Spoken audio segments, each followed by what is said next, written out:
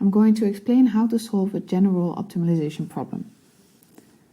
The first thing to do when solving an optimization problem is to find the domain of the variable, because when the optimum point is not on the domain, then that point is not the optimum. Secondly, we would want to find where the derivative is equal to 0, because when the derivative is equal to 0, we have found a stationary point. Thirdly, we would want to check if that stationary point is on the domain, because otherwise it's not an optimum point. Fourthly, we would want to check the nature of the stationary point. We're going to do this in 2 steps. Firstly, we would want to make a sign chart of the derivative. In this sign chart, you will have a rough idea of where the function is increasing and decreasing to make sure that you have a maximum or a minimum. Secondly, we would also want to check the boundaries of the domain. Finally, we would also want to find the height of the optimum point that we have just obtained in the previous steps. In this first exercise, we have a demand function that looks like this. So the quantity is equal to 200 minus a half times the price of the good. The average cost function is 0.2 times the quantity plus 4 plus 400 divided by the quantity of the good. Moreover, it is given that we are in equilibrium, so this means that the supplied quantity must be equal to the demanded quantity. Now the question is, what is the maximum profit the firm can obtain, given this information about the demand function, average cost function, and that we're in equilibrium? So the question is to maximize the profit, but what is actually the profit? We first have to define it in order to maximize it. The profit is revenue minus cost, and revenue is defined by P times Q and cost is defined by some function C. Both these terms are in terms of Q, so we can maximize over one variable, namely Q. So first I'm going to determine the revenue of this firm, and secondly I will determine the cost to obtain the profit function, and then I will maximize it. As I said before, revenue is defined by P times Q, but what is P?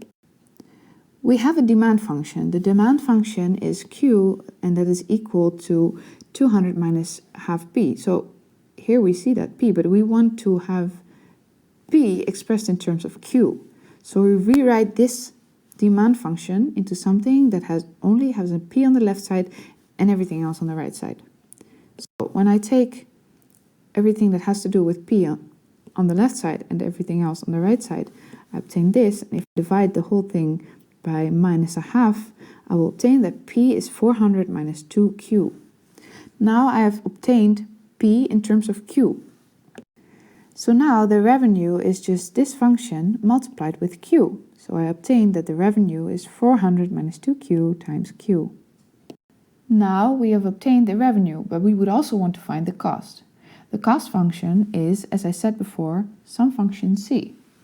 In terms of the things that we're giving in this exercise, this means that the cost function is equal to the average cost function times Q, since the average cost of one product times the total amount of products will be equal to the total cost for the firm. If I now substitute the average cost function that was given before into this equation, then I'll obtain this. Now, when eliminating the brackets, you can see that 0.2q times q will be 0.2q squared plus 4 times q will be 4q, and 400 divided by q times q will be 400. Now, the profit function is, as I said before, equal to p times q minus c. And we have obtained that p can be expressed in terms of q, so we can fill in the function for p, which is 400 minus 2q times q, and then we subtract the whole cost function that we just obtained earlier.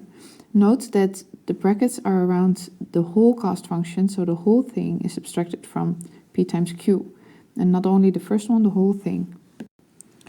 Now if I eliminate the brackets, then I will obtain the following, since 400 times q is 400, minus 2q is minus 2q squared, and minus 0.2q squared minus 4q minus 400 gives me this.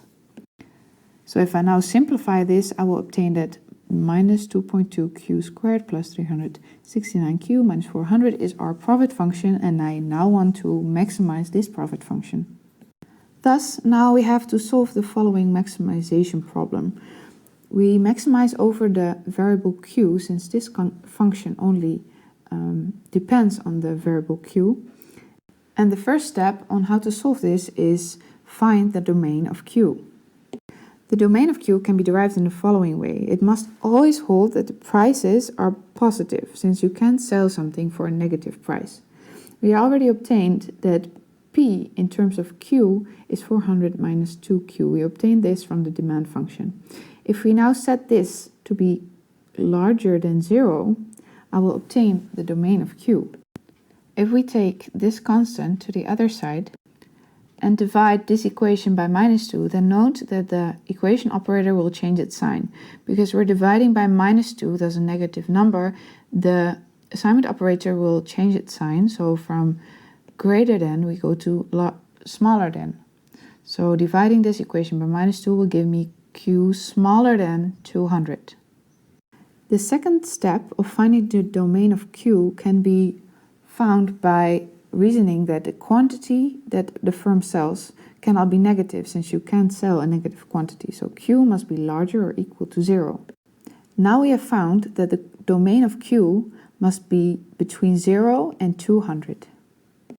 The second step of solving this maximization problem is to set the derivative of the function, in this case the profit function, with respect to the variable we're maximizing with, q, equal to 0 to obtain the stationary point. The derivative of pi with respect to q is equal to this, since the derivative of minus 2.2 times q squared is minus 4q, and the derivative of 369q to q is 369, and the derivative of a constant to q is just 0. When setting the derivative equal to 0, we obtain the following equation.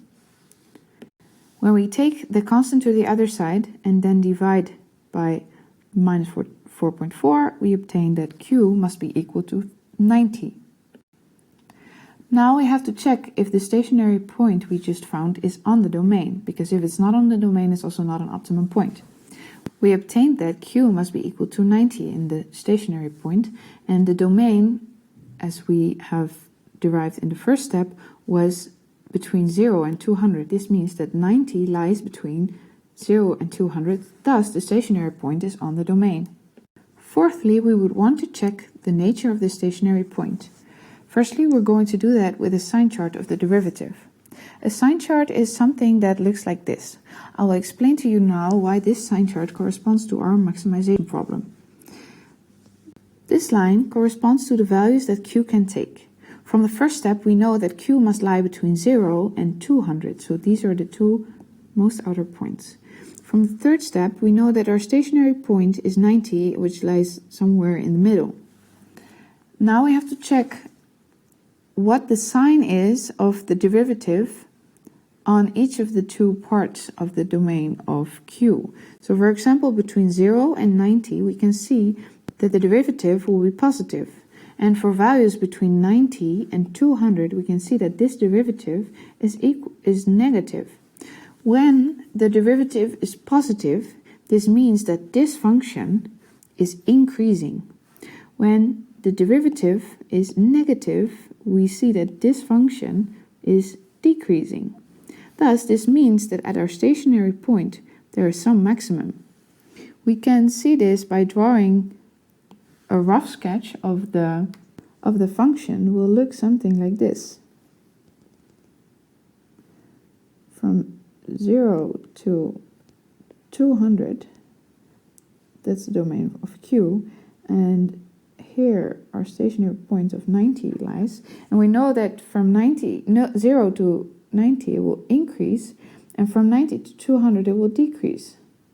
So this means we have some maximum point at 90. Secondly, we would want to check the boundaries of the domain, and we check that q is 0 and q is 200. give us negative numbers, and since the profit can never be negative, we know that these values are probably not the maximum that we're looking for. Now we have obtained that for Q is 90, there is a maximum value of our function, of our profit function.